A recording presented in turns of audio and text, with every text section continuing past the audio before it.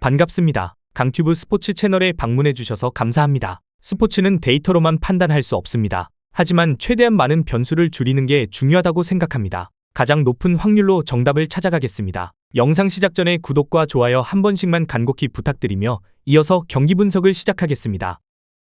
첫 번째 경기, 포르투갈 대 콩고. 포르투갈은 휴스턴에서 콩고를 상대로 K조 첫 경기를 치릅니다. 월드컵 직전 칠레를 2대1로 이긴 데 이어 나이지리아도 2대1로 꺾었습니다. 칠레전에서는 곤살로 게드스와 브루노 페르난데스가 득점했고, 나이지리아전에서는 페드루 네토와 프란시스코 콘세이상이 골을 넣었습니다. 크리스티아노 호날두는 나이지리아전에서 결정적인 기회를 살리지 못했지만 여전히 문전에서 수비를 끌고 다니는 존재감은 큽니다. 브루노 페르난데스, 비티냐, 주앙 네베스가 중원에서 공을 돌리고 베르나르도 실바와 하파엘 레앙, 페드루 네투가 측면을 흔들 수 있습니다. 루벤 디아스와 디오구 코스타가 지키는 후방도 안정적입니다. 반면 콩고는 1974년 이후 52년 만에 월드컵 본선에 돌아왔습니다. 대륙간 플레이오프에서 자메이카를 연장 끝에 1대0으로 꺾고 본선행을 확정했습니다. 최종 준비 과정에서는 덴마크와 0대0으로 비겼고, 마지막 평가전에서는 칠레에 1대2로 졌습니다. 세바스티엥 드자브르 감독은 수비 간격을 좁힌 뒤 요한 위사와 세드리크 바캄부, 피스통 마엘레의 움직임으로 역습을 노립니다. 샹셀 은벤바와 악셀 튀앙제브,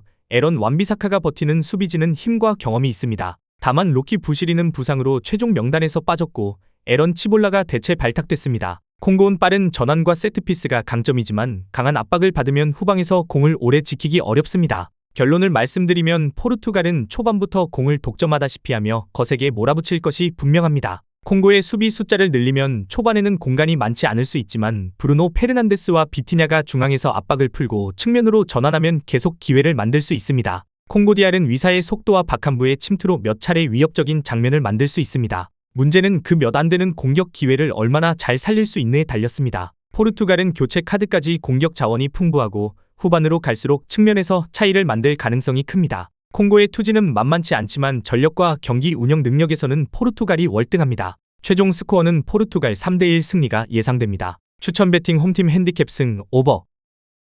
두 번째 경기, 잉글랜드 대 크로아티아. 잉글랜드는 미국 알링턴에서 크로아티아와 L조 첫 경기를 치릅니다. 토마스 투엘 감독 부임 뒤 월드컵 예선을 전승으로 통과했고, 본선 직전 뉴질랜드를 1대0, 코스타리카를 3대0으로 꺾었습니다. 뉴질랜드전은 답답했지만 코스타리카전에서는 데클런 라이스, 앤서니 고든, 올리 와킨스가 득점했고, 주드 벨링엄과 해리 케인의 호흡도 이전보다 나아졌습니다. 벨링엄은 10번 자리에서 압박과 침투를 모두 보여줬고, 케인은 중앙에서 공을 받아주며 이선이 들어갈 공간을 만들었습니다. 부카요 사카는 몸 상태 관리가 필요하지만 출전 자체에는 큰 문제가 없고, 팀 연습에 26명 모두가 정상 참가했다는 소식입니다. 라이스와 엘리엇 앤더슨이 중원을 잡고 사카와 고든이 측면을 벌리면 중앙에서 케인의 결정력이 빛을 발할 수 있습니다. 반면 크로아티아는 브라질과 벨기에 상대로 연패를 당한 후 마지막 평가전에서 슬로베니아를 2대1로 이겼습니다. 루카 모드리치가 후반 선제골을 넣었고, 마리오 파샬리치가 추가 시간 결승골을 터뜨렸습니다. 다만 도미니크 리바코비치의 선방덕을 여러 차례 받고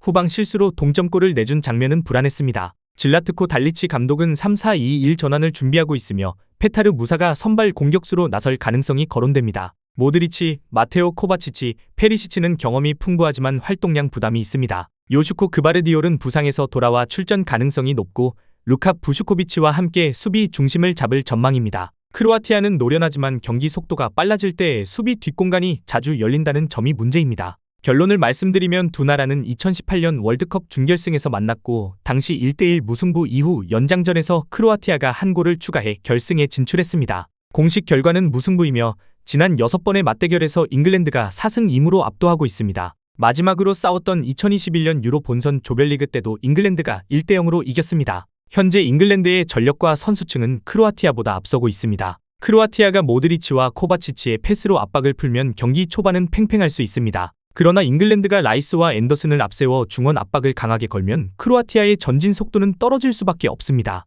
사카와 고든이 크로아티아 윙백 뒤 공간을 계속 공략하고 벨링엄이 케인 주변에서 침투하면 결정적인 장면은 잉글랜드 쪽에서 더 많이 나올 가능성이 큽니다. 무엇보다 후반 교체 자원과 압박 강도에서 차이가 있습니다. 최종 스코어는 잉글랜드 2대1 승리가 예상됩니다. 추천 베팅 오버. 다음 경기 분석에 앞서 여러분들에게 조금이나마 도움이 되고 빠르게 정보를 받아보실 수 있는 곳을 마련해 두었습니다. 저의 영상의 하단 댓글창을 확인해 보시면 링크가 있습니다. 누구나 참여 가능하고 100% 무료로 운영하고 있습니다. 돈을 주고 유료 정보를 이용하시는 것보다 저희 멤버방에서 유료 정보와 똑같은 분석 정보를 받아보실 수 있습니다. 다른 곳과 비교도 할 수 없을 정도로 적중률이 매우 높습니다. 초보자분들도 손쉽게 따라하실 수 있게 코칭해드리겠습니다. 멤버방 입장하셔서 함께 떠들고 즐겁게 배팅 라이프를 즐기셨으면 좋겠습니다. 무조건 당첨은 장담해드릴 수 없지만 당첨될 확률을 극대화하실 수 있습니다.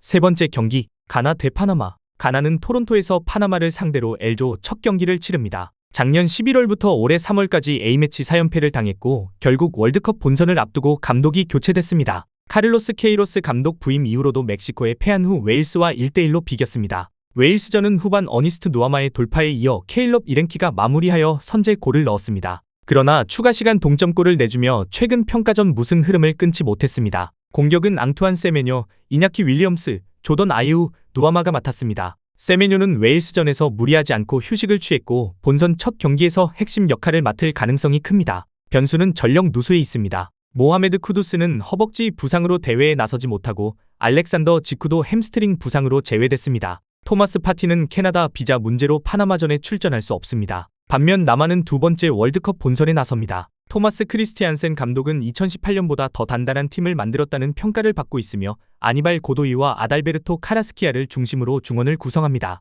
마이클 무리오는 오른쪽 측면에서 전진 능력이 좋고 이스마일 디아스와 호세 파하르도는 빠른 역습에서 마무리를 맡았습니다. 3월에 남아공과 두 번 싸워 1승 1무로 우위를 보였고 마지막 평가전에서는 보스니아와 1대1로 비겼습니다. 지오바니 라모스가 코너킥 상황에서 동점골을 넣었지만 수비에서는 후방 빌드업 실수와 세트피스 대응 문제가 드러났습니다. 카라스키아는 왼쪽 내전근 부상 이후 회복 중이고 루이스 메이아도 따로 관리받다가 훈련에 복귀했습니다. 두 선수 모두 명단에는 있지만 경기 감각은 확인이 필요합니다. 결론을 말씀드리면 는 파티가 빠지면서 중원 장악력이 약해졌습니다. 그래도 세메뇨와 누아마가 속도로 측면을 흔들고 이냐키 윌리엄스가 뒷공간을 파고들면 파나마 수비에 부담을 줄 수 있습니다. 파나마는 고도이를 중심으로 수비 간격을 좁히고 무리오와 디아스의 전진으로 역습을 노릴 가능성이 큽니다. 다만 카라스키아가 정상 컨디션이 아니면 공격 전환 속도가 떨어지고 보스니아전처럼 수비 실수가 반복될 위험도 있습니다. 가나는 공격 자원의 힘에서 조금 앞서지만 쿠두스와 파티의 공백이 커서 경기를 주도하기는 어렵습니다. 두 팀 모두 첫 경기에서 무리하게 라인을 올리기보다 실점을 줄이는 운영을 택할 가능성이 높습니다. 최종 스코어는 1대1 무승부가 예상됩니다. 추천 배팅 무승부 언더. 네 번째 경기, 우즈베키스탄 대 콜롬비아. 우즈베키스탄은 멕시코에서 콜롬비아를 상대로 사상 첫 월드컵 본선 경기를 치릅니다. 파비오 칸나바로 감독 부임 뒤 수비 간격과 역습 속도를 끌어올리는 데 초점을 맞췄지만 본선 직전 평가전 결과는 좋지 않았습니다. 캐나다에 0대2로 졌고 네덜란드에도 1대2로 패했습니다. 다만 네덜란드전에서는 실점이 모두 페널티킥이었고 후반 추가 시간 이고르 세르게예프가 동점골을 넣으며 경쟁력을 보여줬습니다. 추가 시간 8분에 두 번째 PK를 헌납한 건 아쉬웠습니다. 압두코디르 후사노프가 수비 중심을 맡고 엘토르 쇼무로도프와 아포스백 파이줄라예프가 공격을 이끌고 있습니다. 잘롤리딘 마샤리포프와 오스톤 우르노프도 전진 패스와 측면 돌파에서 필요합니다. 현재 최종 명단 안에서 새로 확인된 핵심 부상 이탈은 없습니다. 반면 콜롬비아는 네스토르 로렌소 감독 체제에서 조직력이 안정됐습니다. 본선 직전 코스타리카와 요르단을 모두 이겼고 요르단전에서는 존 아리아스가 두 골을 모두 넣었습니다. 첫 골은 구스타보 푸에르타와 루이스 수아레스가 만든 전개에서 나왔고 두 번째 골은 산티아고 아리아스의 크로스를 헤더로 마무리했습니다.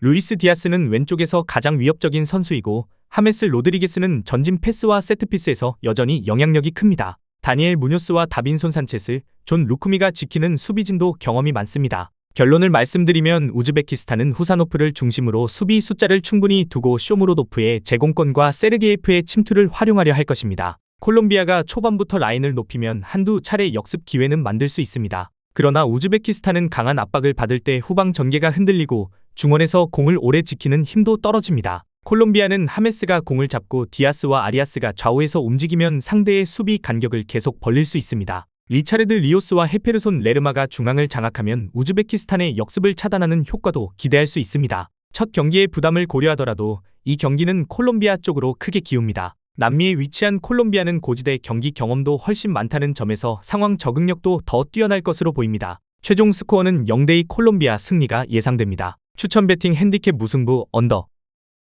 저의 영상이 마음에 드셨다면 구독과 좋아요, 알림 설정 해주시면 저에게 있어서 큰 힘이 됩니다. 추가적인 조합픽과 다양한 경기에 대한 세부적인 분석과 결과가 궁금하신 분들은 영상 하단의 댓글창 꼭 확인해 주시길 바랍니다. 스포츠토토가 처음이신 분들 혹은 적중률이 낮으신 분들께서는 멤버방 적극적으로 추천드리고 멤버방 입장하시면 분석 비교부터 해보시길 바랍니다. 멤버방에 다양한 픽스터분들이 많이 있으니 도움을 받아서 수익을 극대화하는 것도 괜찮은 방법일 수 있습니다. 그러니 며칠 지켜보신 후 마음에 드는 조합픽 탑승하는 방법도 좋을 수 있습니다. 누누이 말씀드리지만 스포츠는 절대로 운으로 하는 게임이 아닙니다. 이제는 스포츠도 전문 분야가 존재합니다. 오늘도 저희 영상을 시청해주셔서 정말 감사합니다. 구독과 좋아요 한 번씩만 부탁드리며 저는 다음 영상에서 인사드리겠습니다.